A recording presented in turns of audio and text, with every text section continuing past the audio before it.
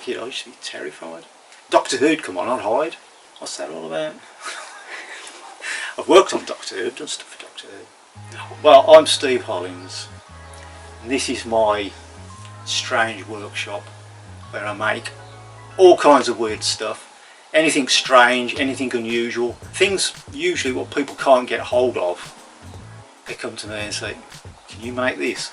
Yeah, I'll make that. They'll go away and I'll think, can I do that? Because I've got two older brothers and they used to always scare me. I'd go to the toilet at night and I'd come out and they'd go, "Whoa!" And I'd jump down the stairs and cry my eyes out. They'd always scare me. Doctor Who used to scare me. Just the music. I'd be like behind the settee with a cushion. And I think it was a book I bought, or actually my mother might have bought me. She thought I might be interested in special makeup effects. Tom Savini. I thought, I've heard of Tom Savini, so I looked his name up. And I found him and I thought, wow, this guy makes monsters and stuff. I want to do that. And you know, sculpting and all this, and blood and gore. I want to do that, it'd be great. So I used to do it to my friends. I'd use plasticine, which is an oil-based clay, and I'd make these wounds. I'd stick it to their head with any kind of glue I could find. As long as it stayed there, then I'd put loads of blood on it. Oh, that looks brilliant. Terrible, terrible things, but I loved it, and my friends loved it. I had pairs of scissors sticking out their eye and things like that. My burning passion was to build haunted attractions, even though I've had to do other things along the way, because obviously you're not going to get that all the time. My first haunted attraction up in the Midlands, it was an amateur one, some guy was building. He built all the actual, you know, the walls and how he wanted it, and the rooms and corridors. And he said, he approached me and said, can you make me some monsters to go in it? I said, well, what do you want? He said, I just want to fill it up with monsters and stuff. I said, no, you need a storyline. So we sat down together and we made out a storyline. Then we built all these creatures to actually go in, and it worked out really well.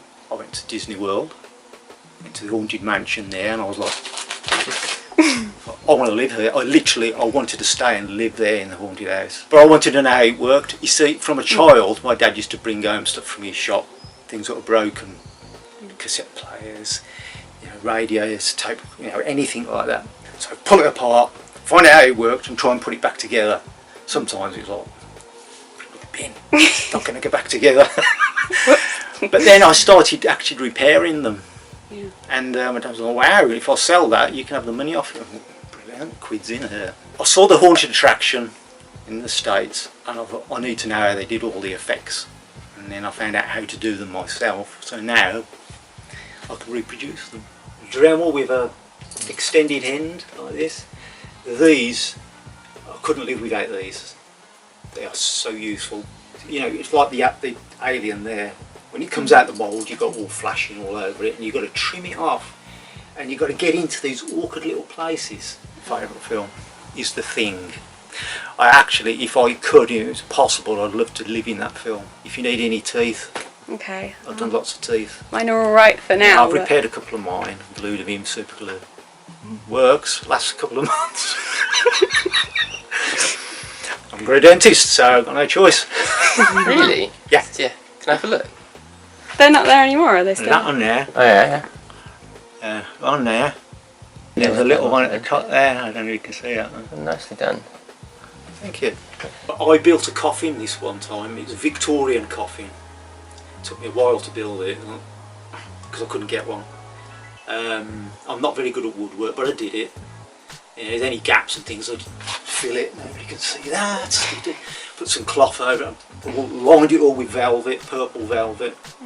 Then I made this nasty zombie to go in it. And what would happen is, you'd walk into the room, there's all sensors on it, the lid would open up slowly. You'd sit up, look at you and go, what are you looking at? And this one day I totally forgot, I was doing other things, and I walked in and he got up and said that. Yeah, I had to sit down for a bit. You have to study what you're going to create, obviously. And then once I get it in my head and I see it, I have to see it, then I'll put some weird music on and I'll sculpt it. Until that is right, that sculpt, I'll just keep smashing it up and starting again. If something don't look right, I'm like, I won't try and alter it. That didn't work. Get rid of it, start again. But what I've found is the more times you do it, the better it actually becomes. I'm still learning now. I've been doing it for 23 years and I'm still learning now. There's new materials coming out all the time. So you need a burning desire to do this. You really do. Could you imagine if you fell on it All all? over all this stuff. You left all this stuff on the floor.